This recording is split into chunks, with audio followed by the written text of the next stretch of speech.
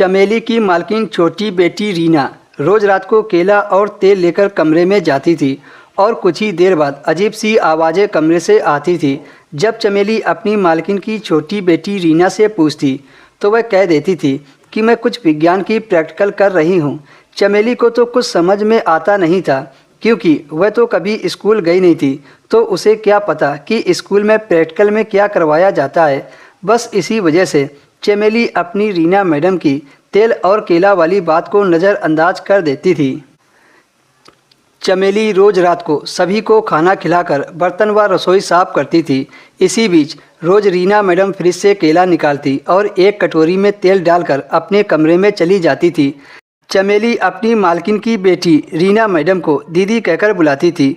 अब तो यह सब रोज का हो गया था।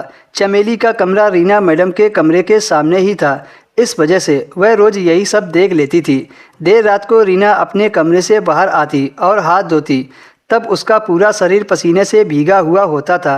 अब चमेली को पढ़ाई का मामला नहीं कुछ और ही लग रहा था, क्योंकि अगर पढ़ाई या प्रैक्टिकल के लिए रीना मैडम केला और तेल लेकर जाती तो सबसे ऐसे नज़रें बचाकर नहीं जाती और रोज़ रोज़ ये सब नहीं करती।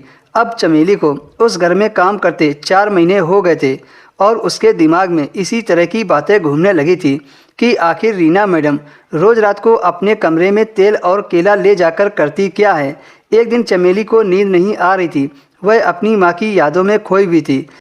तभी उसकी मालकिन की छोटी बेटी रीना मैडम कमरे से बाहर आई तो चमेली ने देखा रीना मैडम की आंखों में आंसू थे, शायद वह रो रही थी। चमेली अपने कमरे से बाहर निकली और रीना मैडम से पूछा कि आप रो क्यों रही हो।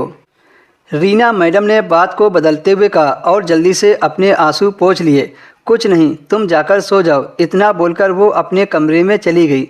चमेली को इसी चिंता में पूरी रात नींद नहीं आई कि आखिर बात क्या है। हमेशा हंसने वाली रीना मैडम इतनी रात को अपने कमरे से रोते हुए क्यों निकलती थी। पूरी रात चमेली यही सोचती रही कि रात होते ही केला और तेल लेकर कमरे में जाना और आधी रात को हाथों को धोना, पूरा शरीर पसीने से लथपथ होना और फिर आज रात को रोते हुए निकलना, और सबसे बड़ी बात कि ये सब काम सबसे छिपकर करना। अब चमेली को अपनी रीना मैडम पर शक होने लगा था कि कहीं वो कुछ गलत तो नहीं कर रही हैं। अगले दिन रीना मैडम अपने कॉलेज चली गई। जब चमेली अपनी मालकिन को नाश्ता देने उनके कमरे में गई तो मौका पाकर वह रीना मैडम के कमरे में चली गई, लेकिन चमेली को कुछ ऐसा कमरे में नहीं मिला। सारा सामान अपनी जगह मौजूद था। चमेली बाहर आ गई और सोचने लगी कि आखिर माजरा क्या है। कुछ देर बाद रीना मैडम कॉलेज से घर वापस आ गई, खाना खाया और कमरे में चली गई। जब रात हुई तो रीना मैडम फिर से तेल और केला लेकर अपने कमरे में चली गई। जब कुछ देर बाद अजीब सी आवाज़ें आने लगी तो चमेली ने कमरे की छोटी खिड़की से अंदर का नज़ारा देखा, जिसे देखकर उसके पैरों तले से ज़मीन निकल गई।